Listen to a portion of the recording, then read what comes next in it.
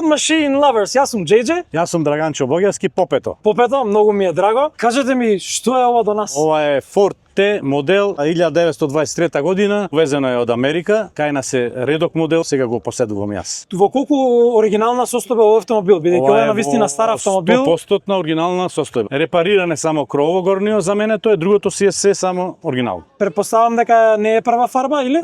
Не е прва фарба, репариран. И мотор е репариран, 23 година моделот мора да се репарира. 103 години. Нешто интересно што треба да се знае е тоа што овој модел Т е првиот автомобил што се прави на лента. Кога почнале да го прават, претходно имало можност да се одбира боја, но после одредено време престанало да нудат други бои освен црната боја. Фактот за тоа е една приказна што луѓето во Америка се бунеле зашто повеќе не можеме да бираме боја за својот автомобил, а Хенри Форд им кажал дека најефикасно да може да се произведуваат овои автомобили е тоа да бидат сите во иста боја. Тоа е карактеристика на лентите, односно првата лента која што се прави во светот, а понатаму концептот на ленти се зема и се усложнува, се прави да биде уште поинтересно од страна на Toyota. Toyota го развива еден метод што се вика Kanban, што ден денеска се користи и во IT индустријата за производство на софтвер. Да се вратиме малку назад на овој автомобил. Колку луѓе може да се водат? Четворица? Двајца напред, двајца позади. Моделот е кабриолет и се отвора крово, се крева на пример ова ветроранско стакло. Тој се отвора крово како клима да биде. До 50 се развива. Зависи тој автоматика со педалија, нема менјач, има педало за напред и педало за рикверс и кочница, друго нема. Е лесен за возење многу. Клуч има, палиш и на рачка и на лансер си пали. 6 волти е струјата,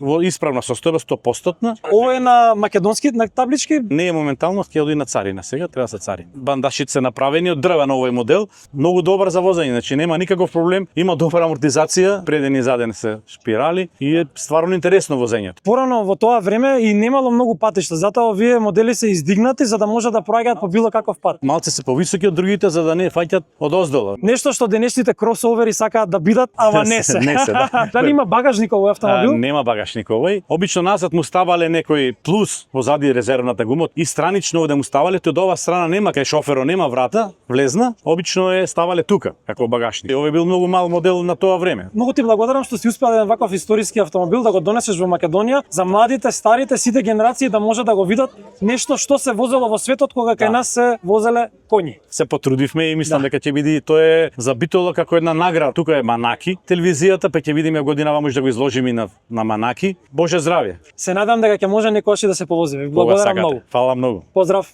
Поздрав, чао.